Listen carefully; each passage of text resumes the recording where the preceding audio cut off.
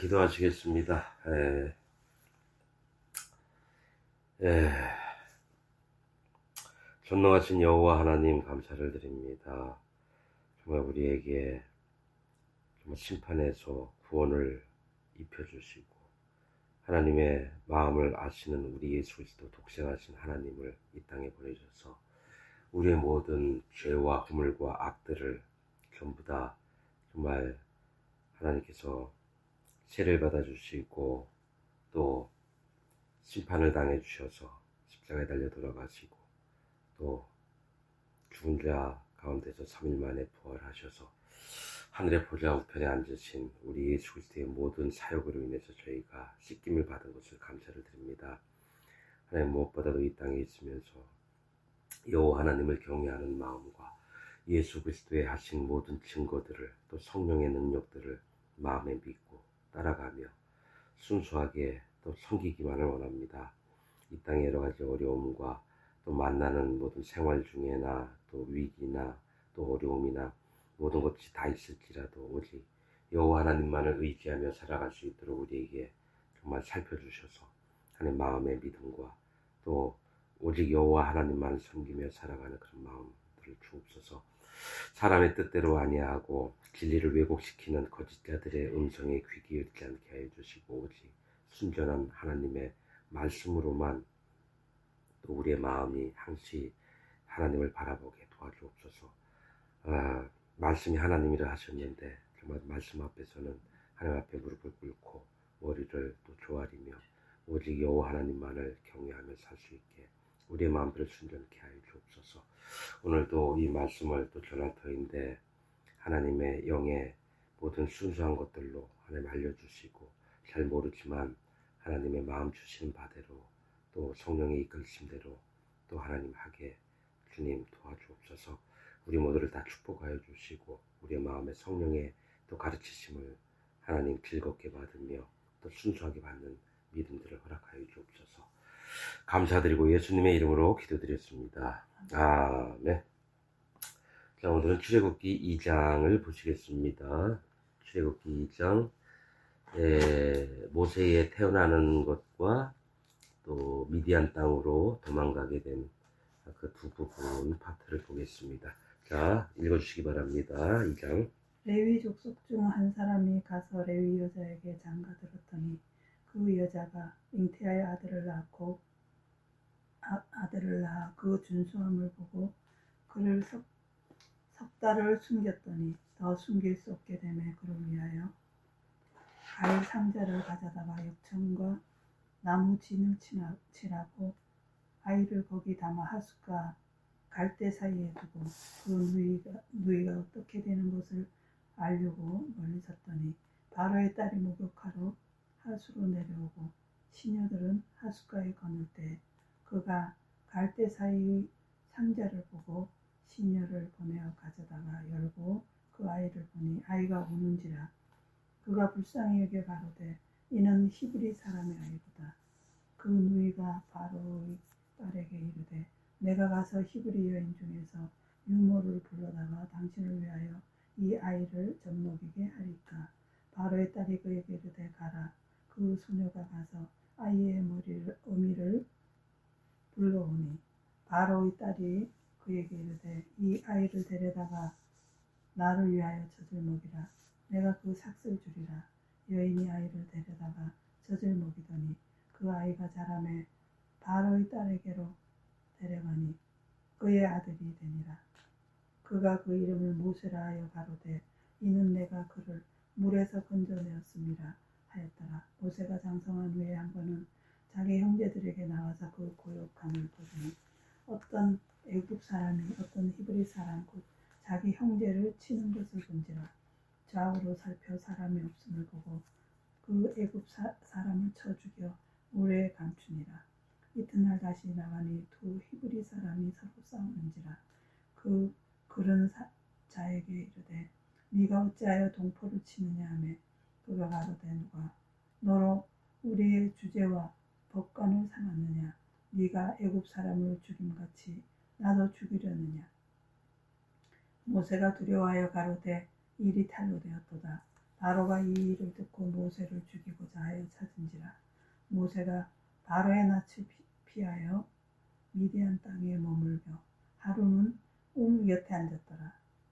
미디안 제사장에게 7딸이 있더니 그들이 와서 물을 길어 구유에 채우고 그 아비의 양무리에게 먹이려 하는데 목자들이 와서 그들을 쫓는지라. 모세가 일어나 그들을 도와 그 양무리에게 먹이니라. 그들이 그 아비 루엘에게 이를 때 아비가 가로되 너희가 오늘은 어찌하여 이같이 속히 돌아오느냐. 그들이 가로되 한 애굽 사람이 우리를 목자들의 손에서 건져내고 우리를 위하여 물을 길어 양무리에게 먹였나이다. 아비가 딸들에게 이르되 그 사람이 어디 있느냐. 너희가 어찌하여 그 사람을 버리고 왔느냐. 그를 청하여 음식으로 대접하라 하였더라. 모세가 그와 동거하기를 기뻐하며 그가 그 딸 시보라를 모세에게 주었더니 그가 아들을 낳으며 모세가 그 이름을 게르솜이라 하여 가로되 내가 타국에서 객이 되었음이라 하였더라. 여러 해 후에 애굽 왕은 죽었고 이스라엘 자손은 고욕으로 인하여 탄식하여 부르짖으니 그 고욕으로 인하여 부르짖는 소리가 하나님께 상달한지라. 하나님이 그 고통 소리를 들으시고 아브라함과 이삭과 야곱에게 세운 그 언약을 기억하사 이스라엘 자손을 권념하셨더라. 네. 예, 안녕하십니까. 예, 오늘은,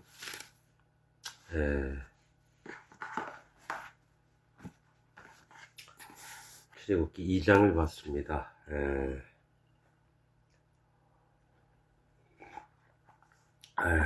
출애굽기 2장.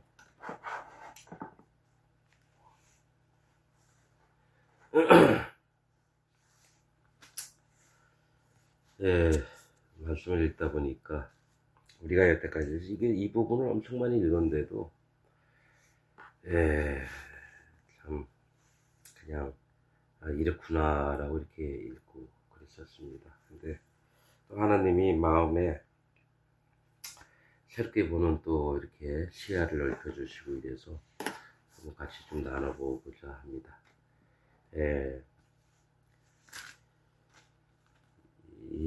우리가 아무튼 그 교회에서 인도자들이 얘기하는 얘기를 듣고 그렇게 믿어요. 성경은 안 보고 사람이 얘기하면 믿고 이러는 구석들이 있어요. 그리고 또 그런 부분을 그냥 지나가고 하나하나 살펴보지 않고 말씀이 하나님이신데 그냥 대충 보고 또 자기가 아는 것에 머물러 있어요. 그 하나님 하시는 말씀이 아닌데도 그게 맞다고 우기면서 그런 부분들이 참 많은 것 같아요. 내가 그래서 하나님 말씀을 읽을 때는 여태까지 배운 것 전부를 하나님 앞에 내려놓고 뭐 성경 얘기든지 뭐 교회에서 뭐 어떻게 했다든지 뭐 누가 얘기했다든지 말씀을 읽을 때는 전부 다 싹 내려놓고 그냥 하나님 나 아무것도 몰라요. 말씀을 좀 알게 해주시고 깨닫게 해주세요. 뭐 아는 게 있습니까? 도와주세요. 그러면 하나님이 낮은 마음을 갖고 있는 사람에겐 성령님이 분명히 말씀을 하십니다.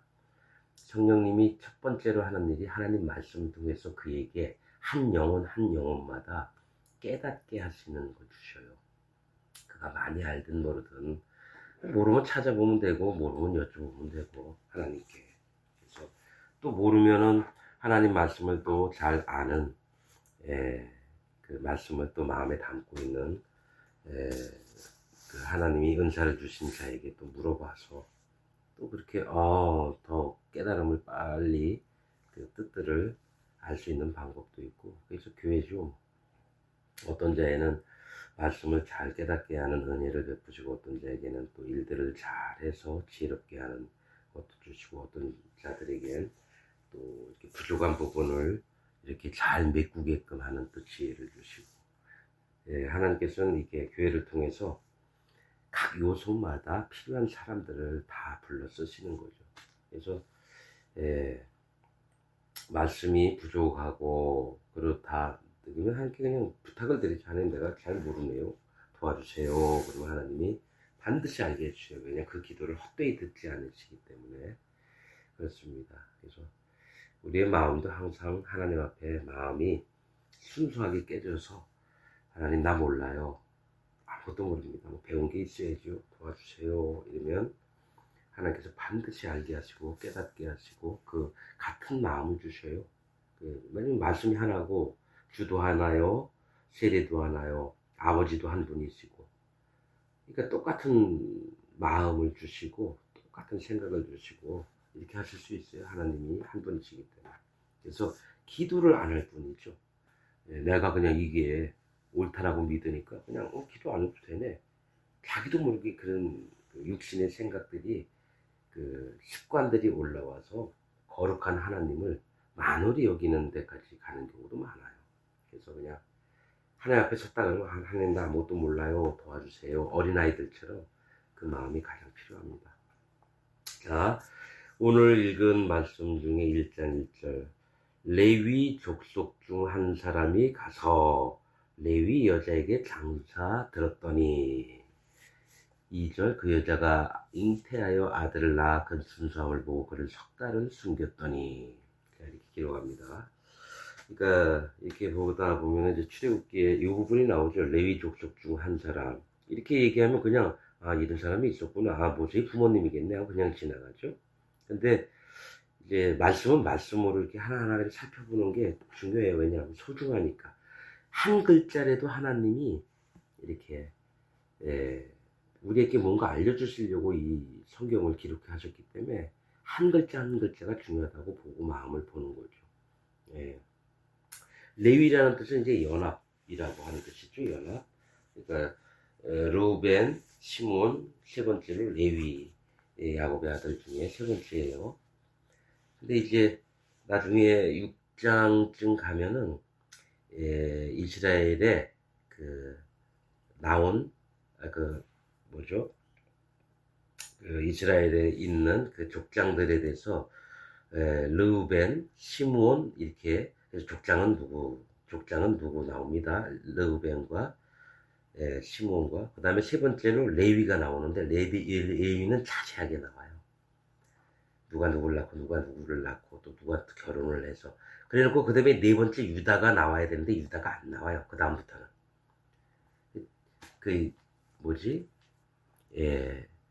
그 조상을 따라 집의 어른은 이러하니라 해서 루벤 그 다음에 시므온 그 다음에 레위 딱 했는데 레위는 자세하게 나와요. 그 다음부터 기록을 안 해요. 하나님 뭔가 얘기하시는 게 있겠죠. 이 애굽에서 탈출시켜가지고 레위를 통해서 일을 하실 것을 모세로부터 시작을 하는 건데 그래서 레위 족속 중 한 사람이 이거는 남자를 얘기하고 레위 여자에게 장가 들었더니 이 누구냐면 아므람이라고 하는 모세의 아버지입니다. 아므람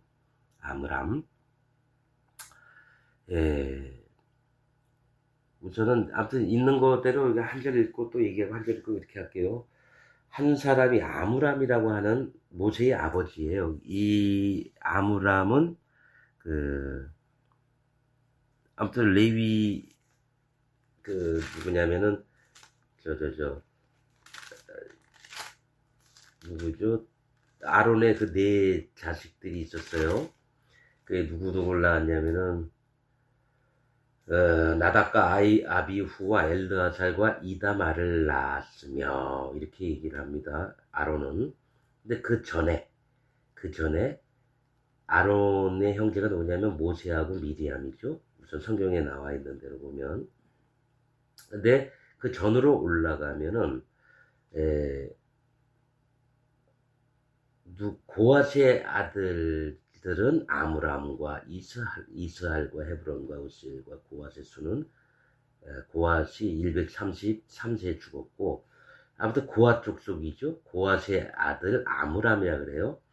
아므람이 이제 그 누이 요게벳을 아내로 취하였고 그 아비의 누이예요. 아므람이 그 아비의 누이 요게벳을 이모하고 결혼했네. 아므람이 그 아비의 누이 요게벳을 아내로 취하였고, 맞죠? 그 아비의 예? 고모. 누이, 고모인가요? 내가 이제 저기 족보를 잘 몰라서. 예, 아비의 누이, 고모. 나이가 어린 고모였나 보죠. 아무튼 몰라요. 율법이 있기 전에는, 뭐 여러 가지 하지 말라 그랬는데, 아비의 누이라고 하면은, 고모 되는 여자분과 이제 이 조선시대 때는 이러면 안 되는 거지만은, 아무튼 뭐 서양이니까 뭐 잘은 모르겠지만, 또 하나님이 아담과 하와가 나고 나서 남자도 낳고 여자도 낳았을 텐데 결혼해야 되는데 없잖아요. 가족끼리 결혼하면 안 된다 그런 게 어딨어요. 그냥 저기 오빠하고 여동생하고 결혼할 수도 있는 거고 뭐 시족들을 이제 거쳐하는 그래서 예, 친족혼이 많았죠. 옛날엔 이제 그런 거는 그러니까 우리 머릿속에 있는 걸 싹 버리고 한번 말씀을 들어봐야 되는 거예요.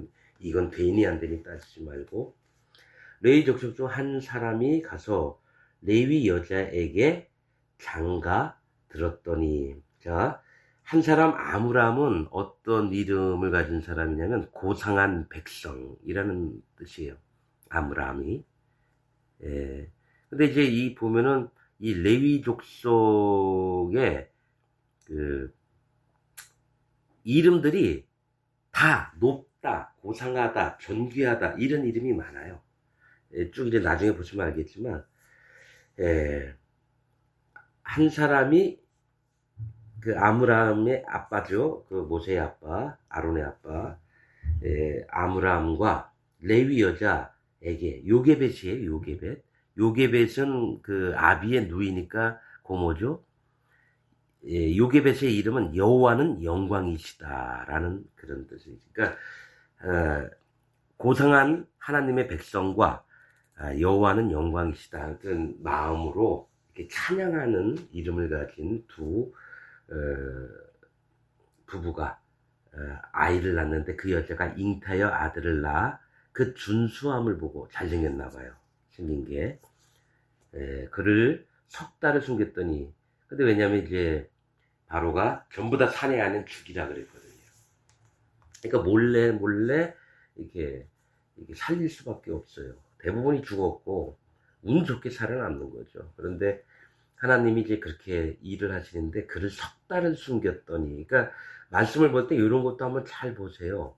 그 준수함을 보고 그를 석 달을 숨겼더니 숫자와 이름을 많이 기억하시면 성경 읽기에 많이 좋은 게 뭐냐면 하나님이 뭘 일을 하시려고 하는 걸 알 수 있어요. 그를 석 달을 숨겼더니 즉 하나님이 함께 하셔서 일을 살리려고 한다는 거예요. 숫자 3. 3은 하나님의 일하심, 완전함 이런 걸 얘기를 합니다. 하나님이 완전히 이 일을 하시려고 하는 거. 그래서 바로한테도 모세한테 얘기하시죠. 바로한테도 뭐라 그러냐면 사흘길 광야로 나가 우리가 희생의 예물을 드리려고 한다라고 얘기해라. 하나님께서 그렇게 말씀하셨다고. 그러니까 삼자는 하나님이 삼일체 되신 하나님께서 한꺼번에 일을 하시는 걸 얘기를 해요. 그래서 석 달을 숨겼더니 더 숨길 수 없게 되면 왜냐면 애가 점점 크면 울음소리도 나고 이 누구야? 왜냐면 그때는 무조건 히브리 사람 뭐 감시의 눈이 엄청 많았겠죠. 그랬더니 더 숨길 수 없이 되매 그를 위하여 갈 상자를 가져다가 역청과 나무진을 칠하고 아이를 거기 담아 하숫과 갈대 사이에 두고 옛날에는 이런 얘기를 그냥 이렇게 했구나 이랬는데 자 이제 한자 한자 한번 따져볼까요? 그를 위하여 갈 상자를 가져다가 이제 자 우리 성경에서 히브리 말로 상자라는 그 뜻을 가진 것이 세 개가 있죠. 하나는 이 모세가 탄 갈상자, 또 하나가 노아의 방주를 상자라는 히브리 원어가 그렇게 얘기를 하고 있고 또 하나는 언약궤, 법궤 상자를 얘기를 하는 게 같은 단어입니다. 그래서 이 갈상자는 이제 하나님이 구원하시고자 하는 마음을 얘기를 하는 거예요. 노아의 방주도 그렇고 언약궤도 마찬가지고 하나님이 어떻게 해야지 내가 구원하시고 그 위해서 너에게 은혜를 내리겠다. 시은 자. 예, 그거죠. 이 갈상자라고 하는 건 갈대로 만든 상자에다가 역청을 칠해서 나물 진을 칠하고 이래요. 자, 역청은 심판을 얘기를 합니다. 역청. 왜냐면 역청이 대부분 뭐냐면 용암이 막 끓고 이러는 그 주변에 가보면 이제 액체 같은 끈적한 것이 있어요. 그것에 그 사람들이 아스팔트 뭐 계통을 이제 역청이라고 하고 아주 진한 찐득찐득한 그래서 딱 굳으면 딱딱해지고 이런 것들을 역청이라 그러는데 역청은 불 가운데서 나온 겁니다. 그리고 성경에 아무튼 보면 역청은 심판이에요. 왜냐하면 그돌라오메인가요? 그 저기 소돔왕하고 싸웠던 그 왕이 막 싸워도 그게 이겼거든요. 소돔왕 군사들을. 막 소돔왕 군사들이 막 도망가다 소돔 군사들이 대부분 죽은 게 씨띠임 나무 골짜기에 있는 역청 구덩이에 빠져 죽어요. 그래서 그 역청은 뭐냐면 심판을 얘기를 하는 거예요. 이게 성경에는 심판을 의미하는 단어가 엄청 많아요. 물, 무조건 심판이에요. 우물, 심판을 머금고 있는 마음, 인정하는 마음, 샘물 이렇게 나오고 강, 하수, 바다 전부 다 심판입니다. 그리고 역청도 마찬가지예요. 왜 이렇게 얘기하냐? 성경을 쭉 읽어봐서 나중에 역청이 나오는 부분에 보면 알아요. 노아의 방주에도 잣나무에다가 역청을 안팎으로 칠해라. 하나님이 진짜 기뻐하시는 나무에 심판이 들어오지 않게 하려면 내가 심판받을 자라는 거를 마음으로 인정을 하는 거예요. 그래서 역청은 방주 안팎으로 발라서 낮아지는 마음에 하나님 나는 죄 때문에 지옥 갈 자입니다. 100%입니다. 하나님 나는 하나님이 심판하시면 100% 심판받을 자입니다. 죄 때문에, 악 때문에, 허물 때문에. 그러나 나를 구원하소서. 나를 구원하소서. 이 낮은 마음이 될 때 하나님의 구원이 임하는 거예요.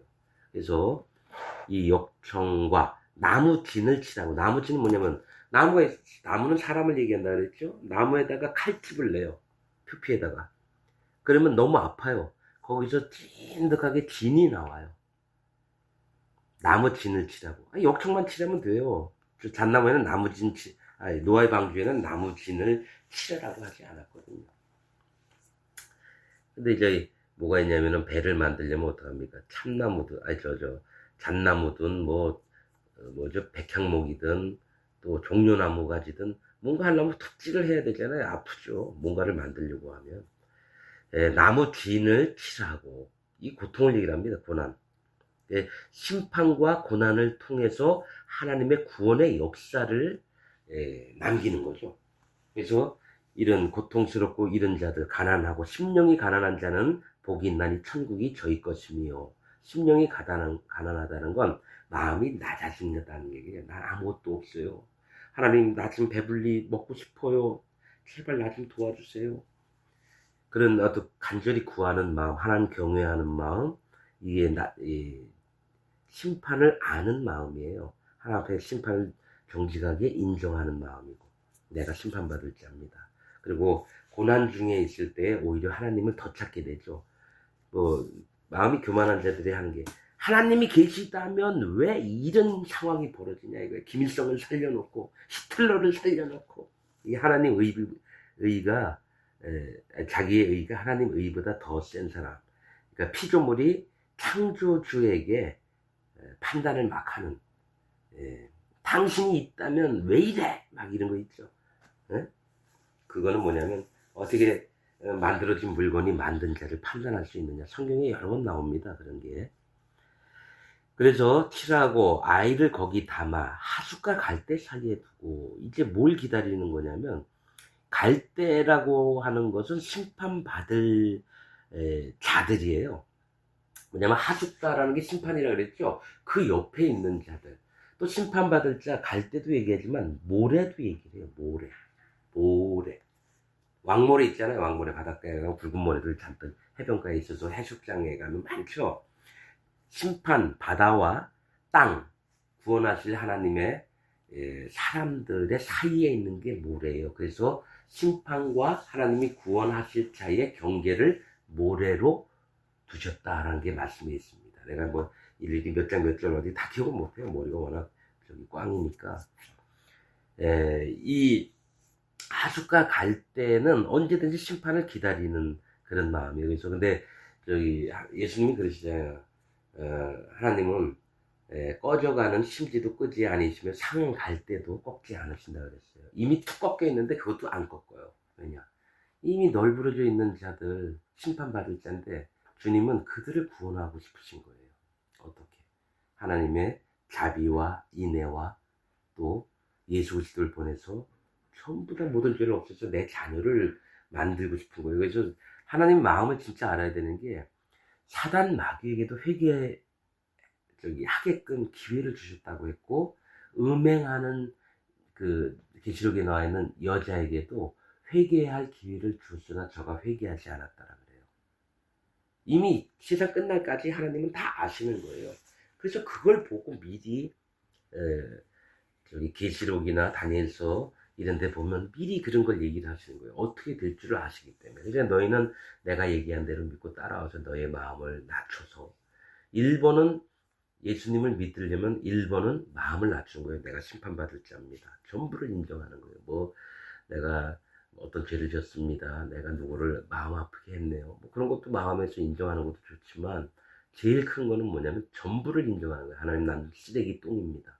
왜냐면 너희는 티끌이니 티끌로 돌아가라. 먼지니 먼지로 돌아가라. 티끌과 먼지의 히브리서 뜻은 똥하고 쓰레기예요.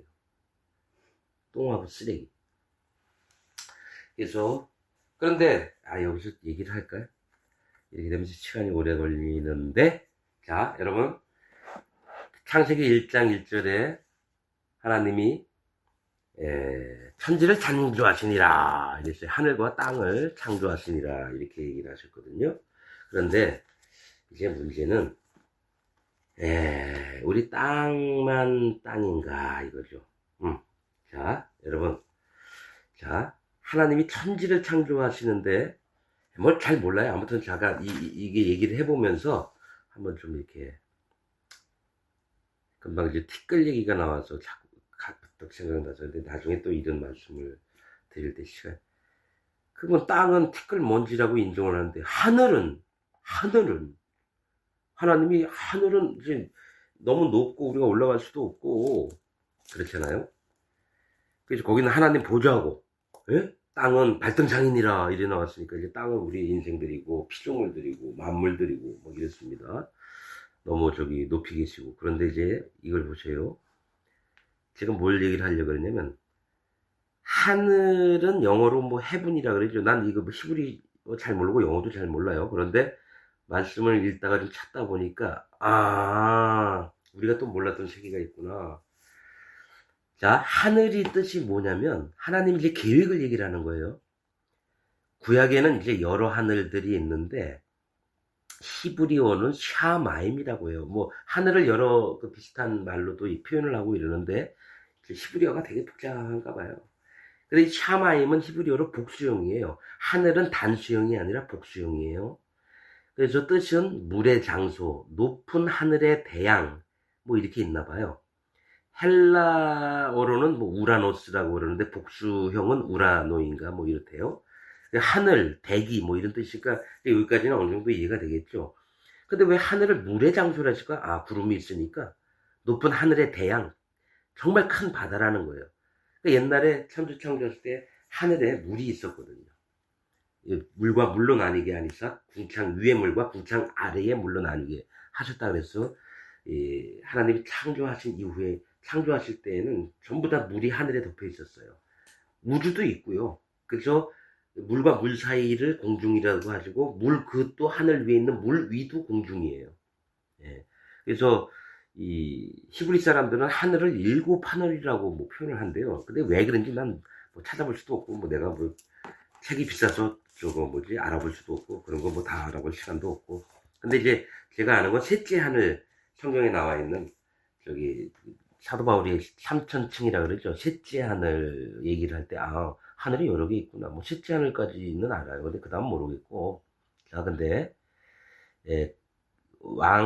열왕기상에는 구름의 하늘이라고 표현되어 있고 창세기 7장에는 새의 하늘이라고 표현되어 있고 또 그 위에 하늘이라고 창세기 1장에 나와 있어요. 그래서 그 위에 하늘, 창세기에 나온 하늘은 투명한 원형의 천정 뭐 이렇게 얘기를 하더라고요. 근데 아무튼 이건 뭐 신학자들이 뭐 이렇게 찾아오고 한번 읽어보는 거예요. 그 위에 하나님께서 계시고 또 나타나시는 하늘이라는 표현, 또 해, 달, 별이 있는 하늘도 있고 뭐 여러 가지 있어요. 그런데 자, 여기서 이제 잠깐 봐야 될 게 하늘이란 자, 쉐하킴, 지금은 샤마임의 동의어가 쉐하킴, 복수형이에요. 이것도 구름을 가리키는 거예요. 이것도 하늘인데 욥기 38장에 보면 구름의 하늘, 구름을 가리킨다고 얘기를 해요. 그런데 이 복수형의 단수형이 뭐냐면 샤하크라는 말이에요. 명사도 있고 동사도 있는데 샤하크가 명사일 때는 티끌이라는 뜻이에요. 티끌. 하늘, 땅도 티끌인데 하늘도 티끌이에요. 명사가. 그리고 동사 샤하크는 뭐냐면 잘게 부순다. 가루 모양으로 만든다. 이런 뜻이 있다라는 거예요. 이게 뭔 얘기를 하냐면 하늘의 뜻을 얘기를 하는 거예요. 하늘의 뜻은 하나님이 만물을 만들어 놓고 티끌을 사람으로 만들고 동식물도 다 사람으로 만들었는데 말씀으로 만들었는데 뭐가 있냐면 잘게 부순다라는 거예요. 그래서 먼지처럼 티끌처럼 만든다는 거예요. 이 얘기는 내가 마음에 하나님을 벗어난 의가 없기를 원하고 죄 가운데 있던 자였기 때문에 너희 스스로 그것을 인정해라. 그래서 하나님은 사람으로 하여금 구원을 베푸시려고 그 마음을 잘게 빻아서 잘라서 하나님 앞에 하나님이 마음대로 만들 수 있는 영혼의 소유자가 되기를 원한다는 겁니다. 그게 하늘이라는 거죠.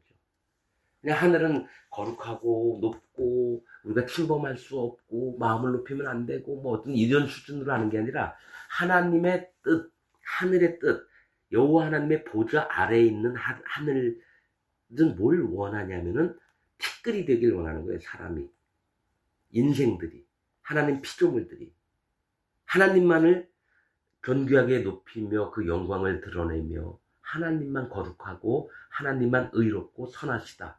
이런 마음을 갖게 하길 원한다는 거죠. 그래서 구름의 뜻, 구름도 뭐냐면 얇게 자르는 게 구름의 의미예요. 구름이. 그래서 구름을 쪼개서 아주 눈에 보이지 않는 이런 입자가 돼서 그거를 하나님이 타고 다니시는 거예요. 예수님도 구름 타고 오시리라. 그 다음에 하나님이 임하시는 것도 구름으로 임하셔요. 성막을 딱 지어놨는데 구름이 이빠이 가득 차서 사람이 두려워하고 그 안을 볼 수가 없어요. 왜냐? 하나님이 임하시는 곳은 사람이 완전히 깨어진 마음, 그것에 임하신지 그냥 벌건 대낮에 그냥 이렇게 투명하고 이렇게 맑고 하나님을 그렇게 되면 모든 인생이 다 죽음을 당합니다. 하나님 너무 거룩하시기 때문에 여호와 하나님의 낯을 보는 순간 죽임을 당해요.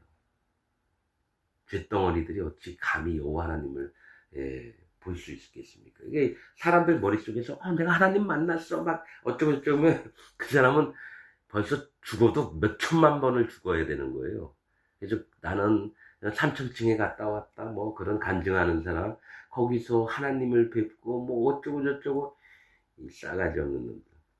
선지자들도 천사들이 와서도 너무 벌벌 떨다가 그냥 정신이 나가고 깊이 잠이 들으니까 천사가 와서 깨워가지고 오른손으로 그를 붙들어 일으키면서 너 두려워하지 말아라. 별의별 소리를 다 해요. 거룩하신 하나님의 존재에 대해서 정확히 좀 알아야 되고, 하늘의 뜻은 뭐냐면 하늘이란 의미는 조각내고 자르고 가루로 만드는 거예요. 그게 하늘이에요. 그래서 구름을 그렇게 만드는 또 새의 하늘 다 의미가 있는데 그런 것도 나중에 만물을 얘기를 할 때 또 나눠보기로 하고, 아무튼 지금 티끌이라는 얘기 때문에 나왔던 거예요. 하숫과 갈대 사이에 두고 심판받을, 하숫과 갈대는 저기 맨 땅에도, 그 모래 같은 땅에도 있지만 갈대가 물속에도 있어요. 언제 이게 심판이 당할지 모르는 그걸 갈대라고 얘기를 합니다. 그래서 애굽의 갈대를 너희가 의지하지 말아라. 왜냐하면 언제 심판당할지 모르는 자들을 너희가 왜 의지를 하느냐 하면서 하나님께서 이스라엘 또 뭐 유다 이런 데다가도 북이스라엘 남유다에 계속 얘기를 하잖아요. 절대로 그러면 애굽으로 내려가지 말아라. 계속 얘기해도 누구죠? 남유다 마지막 왕이 시드기야인가요?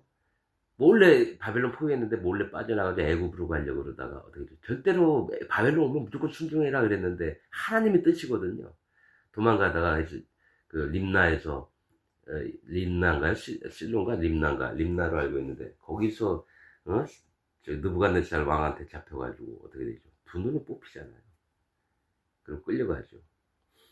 애굽을 의지하는 게 아니에요. 애굽 자체가 뭐냐면 물이 많은 곳, 이 깜깜한 땅 이런 뜻이에요.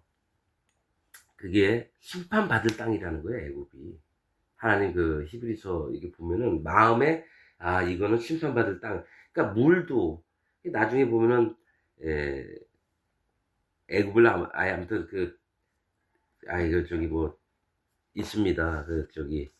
선지서에 봐도 그 악어라고 표현을 하고 리단 야워 뭐 용, 뱀 뭐 거기 붙은 백성들 그 악어와 같이 사는 고기들을 전부 다 들에다가 이게 갈고리로 꿰가지고 거기다 던지리라 막 이렇게 말씀을 하시고 이러거든요.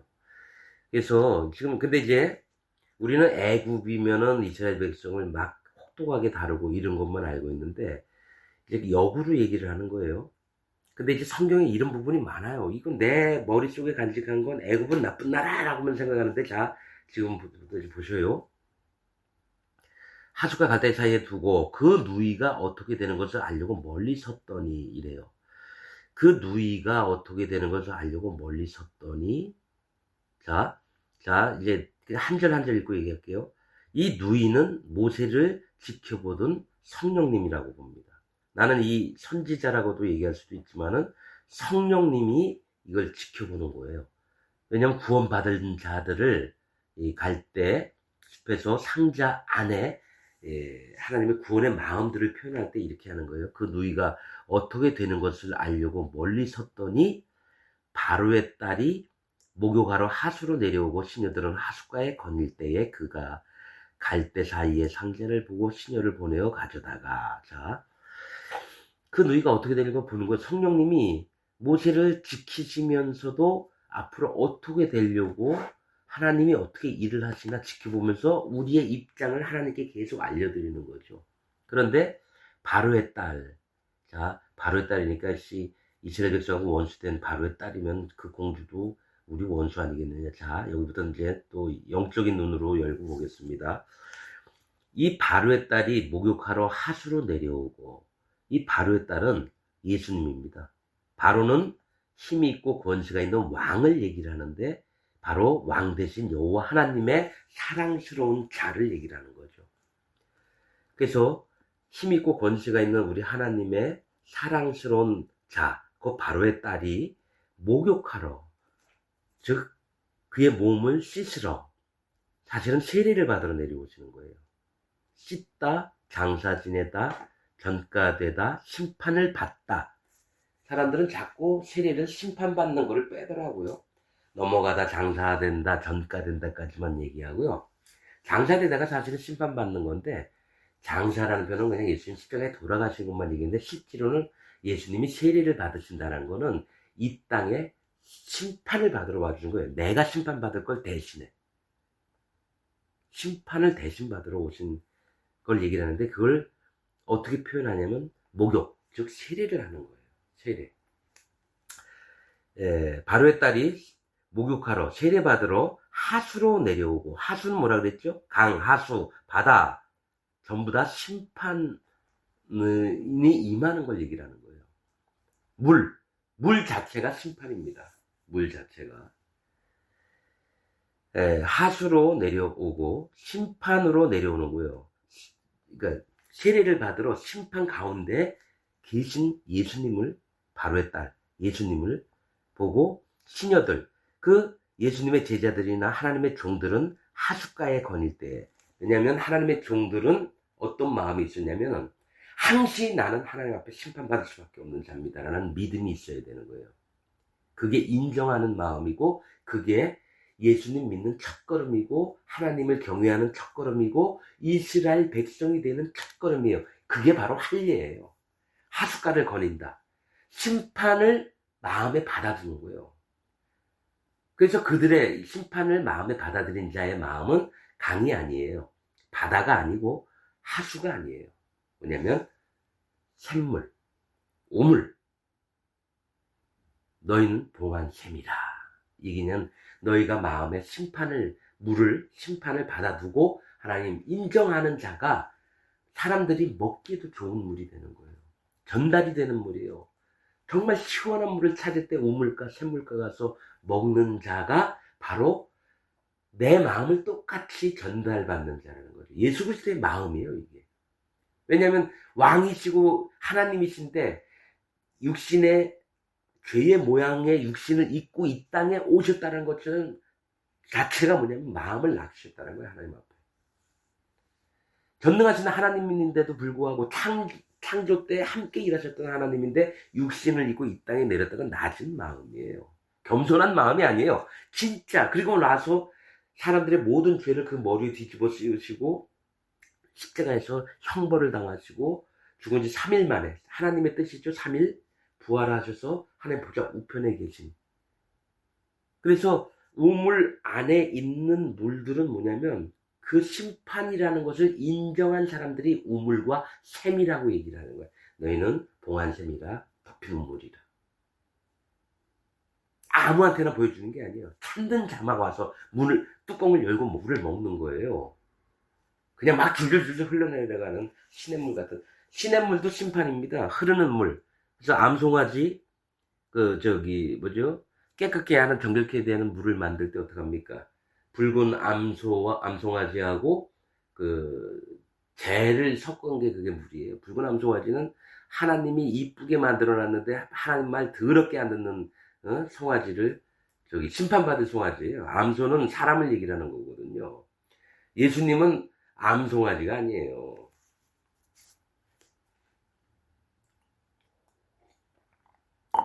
암송아지가 아니에요. 예수님은 숫송아지예요.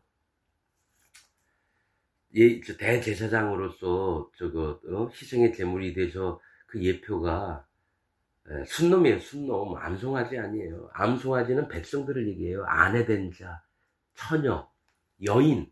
이거는 하나님의 아내될 자들을 얘기를 하는 거예요. 암송아지. 아무튼 그냥 자기는 거기 누구한테 얘기 듣고 배워서 맞겠다 싶어가지고 죽도록 얘기해요. 유튜브 보면 목사님들 설교할 때 보면 대부분이 다 이건 예수 그리스도입니다. 아니에요. 왜냐면 멍에를 빼놔요. 멍에를 씌우지 아니하고 하니까 함도 없고 점도 없고 한 번도 일도 안 해보고, 그게 아니라 어디에 초점이 있냐면 멍에예요. 멍에. 그 암송아지가 멍에를 씌지 아니한. 하나님은 이스라엘 백성을 흠이 없고 점도 없고 이렇게 만들어 놨는데 내 나중에 아내를 삼으려고 죄가 들어왔죠. 그런데 그거를 너희가 고침을 받아라 해가지고 멍에를 씌우려고 했는데 죽어도 안 쓰는 거예요. 멍에를. 내 짐은 쉽고 가벼움이니라 했는데 절대로 안 써요. 그래서 그럼 내가 너를 심판할 수밖에 없다. 그래서 안수도 안 하고 아론이 아닌 엘르아살이 와가지고 보는 앞에서 죽여버려요. 그냥 안수도 안 하고.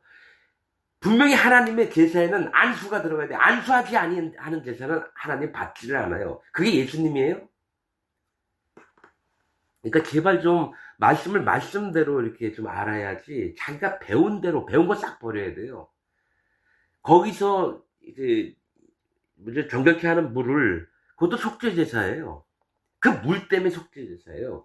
속죄는 뭐냐면 네가 마음을 내가 심판받을 자입니다. 계속 3일째, 7일째 인정을 할 때에 어떻게 됩니까? 그때 마음이 낮아지는 거예요. 하나님이 3일째 일을 하신 거예요. 그 마음을 움직이시고 7일째는 완전케 되는 거예요. 내가 하나님 앞에 심판받을 자입니다. 그 다음에 마음이 부정해서 정한 것으로 옮겨지는 거예요. 그래서 이스라엘 진안으로 들어가는 거예요. 즉 진안에 들어가면 할례받은 자의 모임이 이스라엘 진이에요. 그 다음에 그가 잘못하고 범죄하고 이랬을 때 제사장이 있는 성막 가서 석죄제도 드리고 희생제도 드리고 번제와 화제와 또 화목제도 드리고 이렇게 하는 거예요. 그래서 아무튼 구분을 줘야 되는 거예요. 구분을. 그냥 무조건 다 예수님이고 복음이다 다 얘기를 하고 막 이러는데 분명한 거는 하나님 앞에 심판받는다라는 걸 인정 안 하고 예수님 믿는 자는 다 누가 되냐면은 거짓자가 됩니다. 예수 그리스도를 나중에 핍박하는 적그리스도가 됩니다. 이거는 성경의 비밀이에요.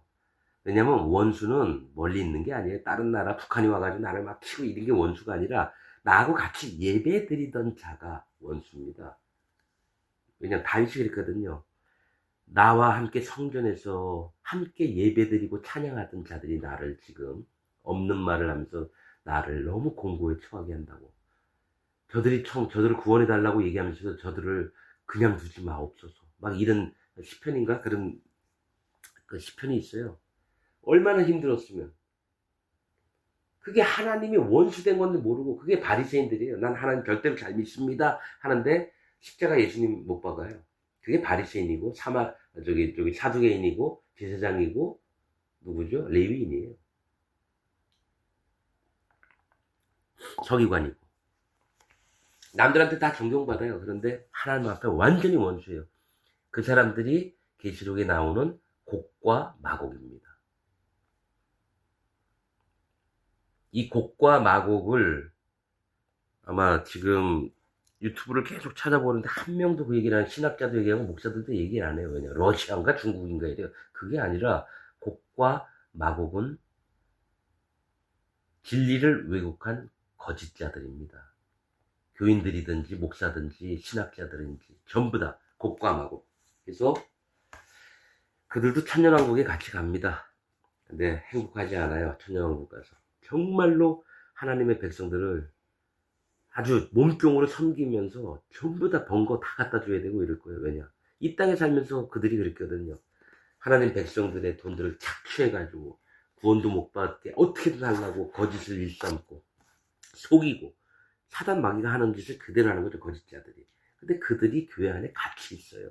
그러니까 하나님은 공의라는 게 뭐냐면 네가 이 나라 가가지고 사람을 가죽을 벗겨 죽이고 잔인하게 여자들을 법관을 하고 배를 갈라서 아이를 끄집어내 죽이고 이랬느냐? 그래서 그들이 악이 차면 똑같이 당하게 해요. 이게 공의입니다. 눈에는 눈, 이에는 이. 이게 율법에 나와 있는 거예요. 하나님이 그렇게 심판하시겠다는 거예요. 한번 보세요. 악한 자들에겐 그렇게 한다는 거예요. 그러나 마음을 낮추고 하나님 나 심판받을 자인데 어떻게 할지 모르겠어요. 제발 좀 도와주세요. 하나님을 찾고 마음이 낮아진 자에게는 하나님이 긍휼과 자비와 인내로 그들을 구원하시는 것을 보게 될 겁니다. 이게 복음의 비밀들이에요. 그래서 아무나 이렇게 하나님 말씀을 막 지 멋대로 전하지 말고 그래야 돼요. 하나님이 진짜 진노하시는 게 그겁니다. 거짓자들. 엊그저께 봤죠. 머리가 될지언정 꼬리가 되지 말지어다. 이렇게 해서 나는 아무튼 뭐 40년 넘게 이제 머리에 있던 건 그래도 머리가 돼서 사람이 잘 되고 하나님 또 영광을 드러내고 이런 사람이 이제 거지가 돼가지고 밑바닥에 있는 사람에서 나 예수님 믿는다면은 이게 좋아할까? 이거 하나님 앞에 이게 안 되겠다.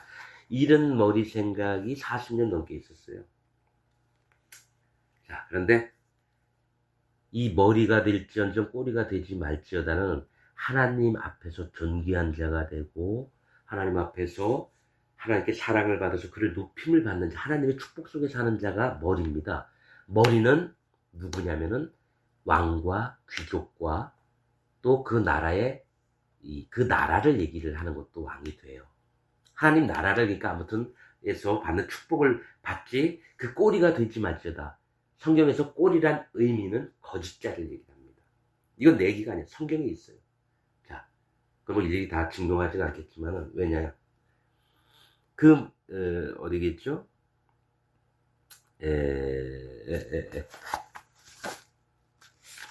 한번 여러분들이 그냥 찾아보셔요. 자, 꼬리,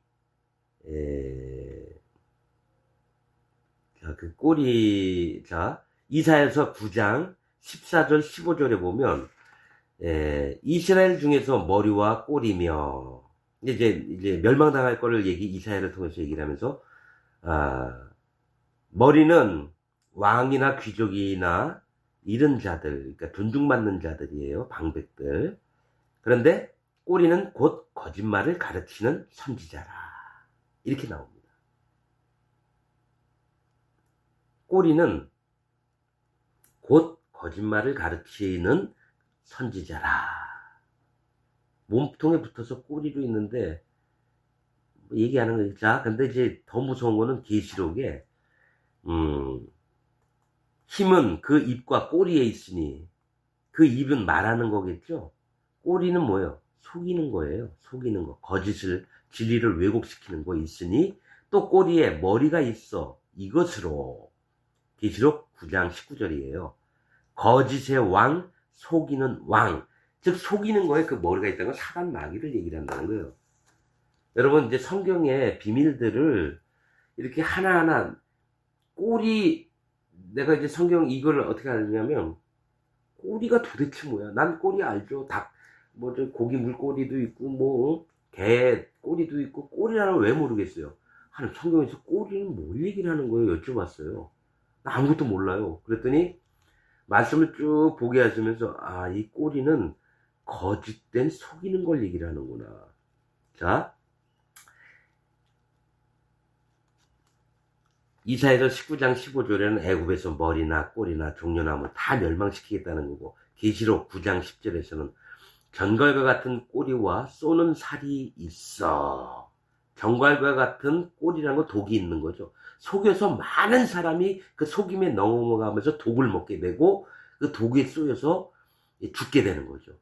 계시록 9장 19절에 힘은 그 입과 꼬리에 있으니 또 꼬리에 머리가 있어. 이것으로 많은 사람을 죽게 만든다 이거죠. 또 계시록 12장 4절에 그 꼬리가 하늘별 3분의 1을, 즉 하늘에 있는 천사들을 그 꼬리가 끌어내렸다고 그래. 땅으로. 어떻게 꼬리가 뭐냐면 그 꼬리, 속이는 일로 하늘에 있는 천사 3분의 1이 자기 편이 된 거예요. 거짓의 왕 사단 마귀가 하늘에 있는 천사 3분의 1을 속여가지고 끌어내렸다라는 거예요. 그래서 하나님이 열받으셔가지고 어떡합니까? 사람을 만드신 거예요. 만물을. 그래, 너 그러냐? 내가 바로 심판 안 할게. 너 한번 봐봐. 이 티끌 같은 인생들이 아무것도 아닌 것들이 내 자녀가 어떻게 되는지 봐라. 너는 나를 이기고 네가 하나님이 되려고 그랬지. 한번 봐봐. 내 사랑과 긍휼이 더 크지. 너처럼 협잡해가지고 속이고 살인하고 이런 게, 그래서 영원한 불못에 넌 들어가게 만들 거다. 공의로우신 하나님이기 때문에 똑같이 하시는 거예요. 그래서 계시록 9장에 보면은 또 10절인가, 그 꼬리에는 5달 동안 사람들을 죽이는 권세가 있고 뭐 이런 거, 속인 거짓, 죽음을 향한 심판받기를 만드는 거예요. 이 꼬리라는 건 뭘 얘기를 하냐면 속이고 독을 먹여서 사람을 죽게 만드는 그걸 얘기를 합니다. 지금 이 출애굽기 하다가 왜 딴 얘기를 하냐면 뭐 머릿속에서 이게 다 연관이 돼 있어요 사실은. 자, 너무 딴 데로 흘렀나요? 아니에요. 근데 아무튼 우선은 하면서 이런저런 얘기 있으면 다 들어주시길 바랍니다. 바로의 딸이 목욕하러 하수로 내려오고 시녀들 하나님 종들은 하숫가에 거닐 때에 그가 갈대 사이의 상자를 보고, 즉 심판 가운데 있는 금방 이제 죽을 수밖에 없는 상자를 보고 시녀를 보내어 가져다가, 자, 노아의 방주는 하나님의 구원하시고자 하시는 마음을 얘기를 하는 게 노아의 방주예요. 교회니 뭐 아니에요. 교회 안에는 뭐죠? 부정한 짐승이 들어가면 안 되는 거예요. 교회는 거룩하여진 성도라 불리는 하나님의 그 무리들을, 성도, 거룩한 무리예요. 거기에는 죄인이나 죄가 있는 사람이 못 들어가요. 하나님 진짜 교회는. 놀러 올 수는 있는데 거기에 그건 교회가 아니에요. 예, 하나님께 구원 못 받은 사람도 있고 구원 받은 사람도 있고 그런 게 아니라 진짜 영적으로는 하나가 되는 게 교회예요. 예수님 몸을 한 몸으로 이루고 예수님이 거룩하니까 우리도 거룩하게 진자. 근데 거룩하지 않은 자가 교회에 들어와서 있을 수는 없어요. 그냥 나 인정을 딱 하는 순간부터 마음이 난 심판받을 자입니다. 그 다음부터는 교회의 일원이 될 수 있어요. 어떻게? 어린 양이거든요. 어린 양. 하나하나 배워야 돼요. 믿음으로. 하나님 말씀부터. 그래서 성령님이 친히 그를 다스려서 그 마음에 하나님 말씀을 공급해서 성령님으로 말미암아 그가 성령의 역사하심을 강하게 받고 함께 성령의 일을 하는 거예요. 예수 그리스도를 당연히 믿는 건 맞고요. 그가 어떻게 죄를 없애주셨는지, 그가 하나님이신지. 그래서 그런 겁니다, 여러분. 자, 오늘은 한 반 정도 할 겁니다. 너무 시간이 벌써 갔죠. 신유를 가져다가 열고 그 아이를 보니 아이가 우는지라 그가 불쌍히 여겨 가로되 이는 히브리 사람의 아이로다. 버린 거 알죠? 자, 보세요. 아이가 우는지라. 자, 하나님 앞에 거듭나는 자는 우는 자입니다.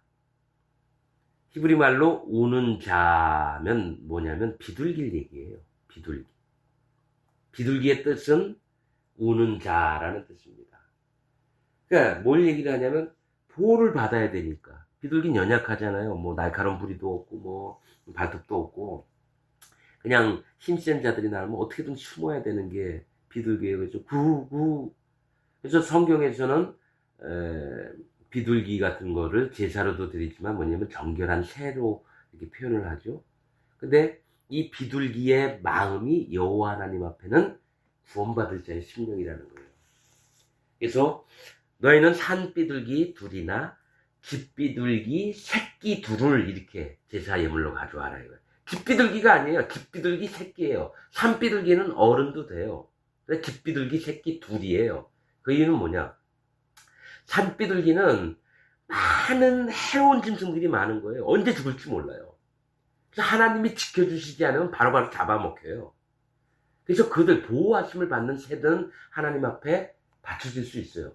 그럼 집비둘기는 집이 안에 있으니까 편안해요.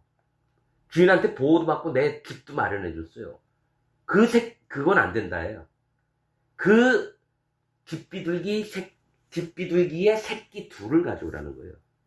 뭐냐? 새끼는 그 부모한테 보호를 받아야 돼요. 비둘기 집에서 떨어지면 죽는 거고. 그럼 어미가 자꾸 떨어지지 못하게 안쪽으로 밀어놓고. 여러분, 그러니까 성경에 하나님 말씀하신 바들이 다 있는 게 뭐냐? 그냥 보면 안 돼. 그냥 여태까지 나도 이거를 수도 없이 그냥 읽었는데, 이 짧은 구절 속에 너무 많은 얘기가 많아요. 아이가 우는지라 그가 비둘기니라 라는 얘기예요. 예수님이 보셨을 때 그가 불쌍히 여겨. 예수님이 불쌍히 여겨서 이는 히브리 사람의 아이로다. 자, 여러분 이것도 또 다 아는 얘기 같죠? 몰라요. 나도 몰랐으니까요. 히브리 사람이 이스라엘 사람이라고 보통 통칭을 하는데 이스라엘은 야곱의 이름이에요. 하나님이 왜? 그 이름 뜻이 뭐냐면 하나님과 겨뤄서 이긴 자가 이스라엘이에요. 이스라엘. 그럼 지가 잘나서 이겼나요? 하나님이 봐주신 거죠. 그 환도뼈 근육을 딱 쳐가지고 쩔뚝쩔뚝거리게 만들고. 네가 이겼다. 하나님이 이러셨거든요. 근데 이제 나 좀 놔줘. 그러니까 그래도 어떻게든 나 좀 살려주세요. 막 이런 마음이죠. 그러니까 하나님이 살짝 이 환도뼈 이 널쩍다리거든요. 무릎과 엉덩이 사이에 있는 이 뼈를 환도뼈인데 환도뼈의 근육을 딱 치니까 아우 아픈 거죠. 네가 이렇게 연약한 자야. 내가 살짝만 손대도 너 아프다고 쩔뚝쩔뚝거리잖아. 그걸 기억해. 그러나 너는 나하고 겨뤄서 이겼어. 애가 나도록 하나님께 간구를 한 거예요. 부탁을 드리고 제발 도와달라고 나 좀 살려달라고. 그래서 이스라엘이 됐어요. 그럼 다 계속 이스라엘로 쭉 가야 되는데 왜 히브리 사람이라 그럴까요? 애굽에서는 히브리란 뜻은 강 건너편에서 온 자입니다. 히브리가 뭘 얘기를 하냐면 요단강을 건너왔다라는 거예요. 강 건너편. 즉, 구원받은 자를 얘기를 하는 거예요. 근데 이제 히브리 사람을 비하하죠. 유대인, 히브리, 헤브리유. 자, 아무튼 그래요. 히브리 사람의 아이로다. 그 누이가 성령님이 바로에 따라 예수님한테 이르되 내가 가서 히브리 여인 중에서 강 건너편에 온 여인 중에서 유모를 불러다가 이 유모가 뭐냐면 뭡니까? 젖을 먹이는 일을 해요. 뭘 얘기를 하냐면은 사실 젖을 먹이는 일은 성령님이 하시는 거예요. 성령이 임한 자가 상대방에게 젖을 먹일 수 있어요. 자기 지혜나 꾀나 지식으로 전하는 게 아니에요. 사도 바울이 계속 그걸 얘기했어요. 내가 지식이나 지혜로 전한 게 아니다. 내 마음에 있는 믿음과 증거로 하는 거다. 그리고 하나님이 친히 너에게 역사하신다. 나에게 임하셨듯이. 그를 서신서에 엄청 많이 기록을 합니다. 근데 이제 대부분 이 이단에 속한 자들이나 기독교 목사들은 내 말만 들어. 내가 전하는 게 진리야. 그래서 하나님보다도 자기를 더 내세우죠. 그리고 말씀을 전할 때도 자기가 깨달은 걸 얘기를 해요. 하나님께 받은 게 아니라. 여러분, 영 분별은 어떻게 하느냐? 자기를 높이느니라 그래요. 성경에. 거짓자들은. 그러나 하나님의 종들은 하나님을 높입니다. 그 마음 자체를 딱 얘기를 들어보면 알아요. 아, 이거 하나님은, 여러분, 우리는 복음을 소중히 여겨야 됩니다. 하나님은 정말, 높으신 분이고, 우리는 그분의 또 뜻만을 쫓아야 됩니다. 그래서 마음 자세를 이렇게 들어보면 맞아요. 그냥 얘기한 건 맞죠. 근데 어느 순간에 툭툭 튀어나오는 게 있어요. 그거는 이제, 뭐죠? 형식적으로 이렇게 하나님 높이는 거고, 겸손한 척 하면서, 실제로는 자기 것이 나와요. 마음으로 들어보면 이게 분별이 돼요. 내가 판단하는 게 아니라, 누가 나쁘고 누가 좋은 사람이고 이 얘기가 아니라, 하나님의 마음을 가진 사람은 분별을 할 수 있어요. 왜냐? 성령님 내 마음에 계시니까, 들으면서, 그건 오라. 우리도 못한 것보다 낫네. 박수도 쳐줘야죠. 그러나 영적으로 하나님 앞에 이건 아니다. 이 사람은 거짓자구나. 딱 끊어야죠. 어떻게? 대부분 자유를 박탈합니다. 종으로 만들어요. 니골라당. 그리고 거짓을 진짜같이 얘기해요. 시드기야가 그 철을 만들어가지고 막 하나님 보낸 선지자의 뺨을 치면서 막 너에게만 하나님이 임했냐? 그러면서 철을 가지고 시드기야 맞죠? 예. 철로 막 이렇게 뿔을 만들어가지고 왕 앞에 이걸 보소서 여호와께서 이렇게 말씀하셨나이다 막 이러죠. 근데 이게 나는 항상 그래요. 하나님, 나는 사단막입니다. 하나님, 난 창녀입니다. 난 과부입니다. 고아입니다. 별의별 잡종 답니다. 여기부터 시작을 하는 거예요. 난 이세벨입니다. 난 발람의 교훈을 쫓은 자입니다. 너 그러냐? 네가 아합이냐? 예, 맞습니다. 어차피 그들도 지옥 가고 나도 지옥 가는 인생 아니었어요. 사도마귀도 불모지 던지고 나도 불모지 던질 인간이 아니었냐 이거요. 그래서 네가 사단 아니냐? 그러면 예, 맞습니다. 하나님. 저를 불쌍히 여겨주옵소서. 이게 하나님이 원하는 마음이에요. 근데 너 사단이다 그러면 사단이라고 해서 칼을 들고 막 죽이려고 그래요. 감히 나한테. 그러면 아는 거죠. 이 사람은 자기를 못 낮췄구나. 그럼 예수님 반만 만났겠네. 완전히 만난 사람은 아니구나. 그냥 낮은 마음 없이 예수님 만난 사람들은 전부 다 거짓자입니다. 왜냐? 그들이 마음으로 하는 게 아니라 지식으로 알고 자기 생각으로 알았기 때문에 전부 다 예수 그리스도를 배반해요. 마지막 때. 그래서 이 낮은 마음, 심판받는 마음이 정말 마음이 가난한 자의 마음이 되는 게 얼마나 중요한지 몰라요. 그래서 예수님 그런 자만 찾아다닌 거예요. 깨어진 마음을 가진 사람들만. 왜 그런 걸 성경을 읽으면서 모르냐 이거죠. 자,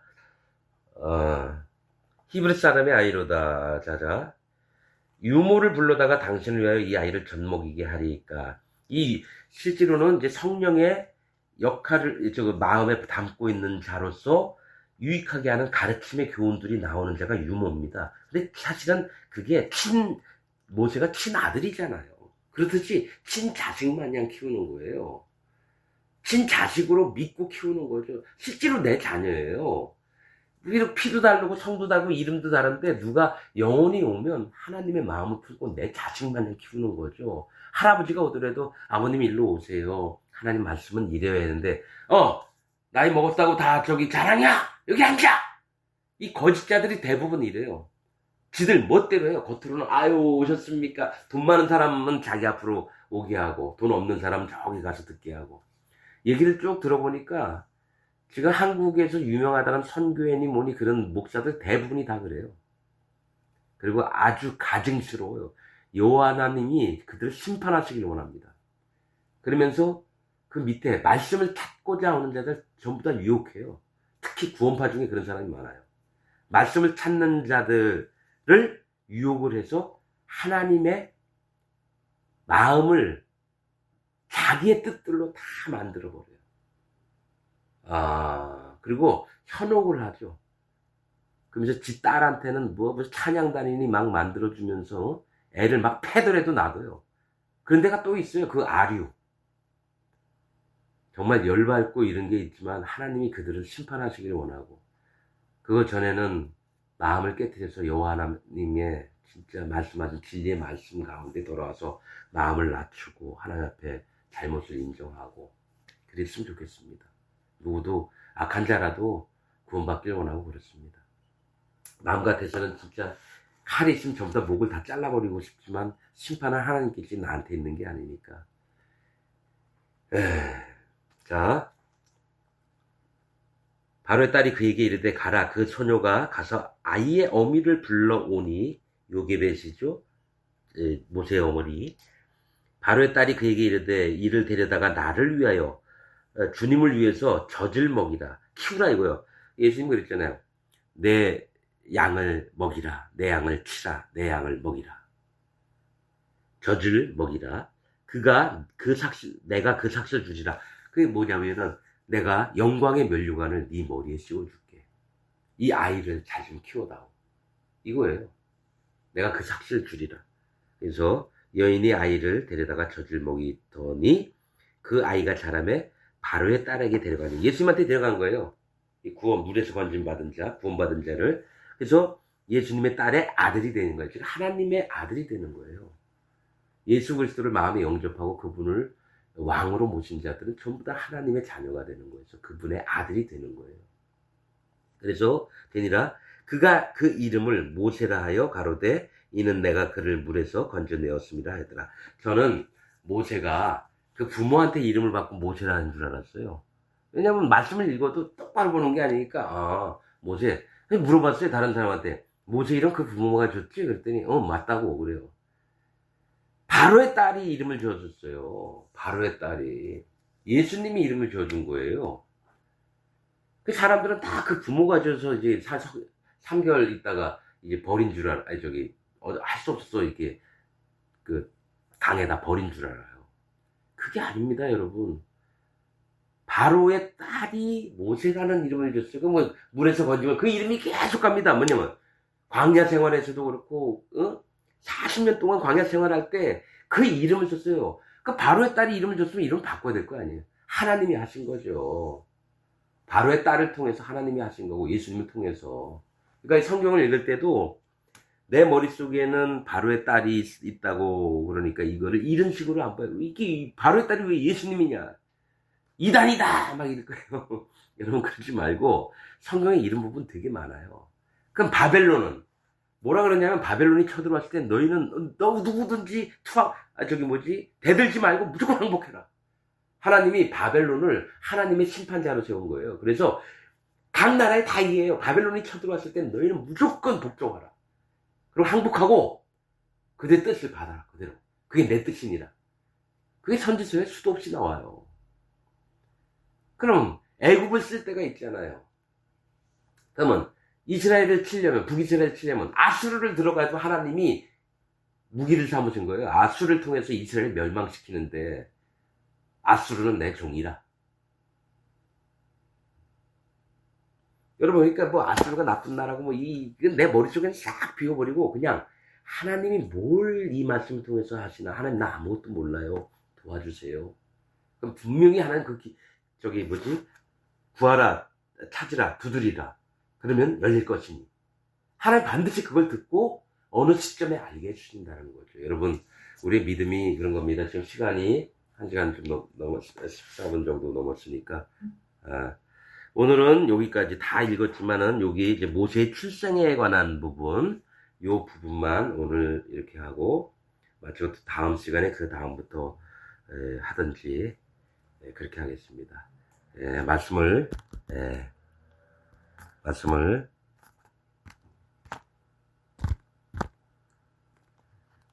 마치겠습니다.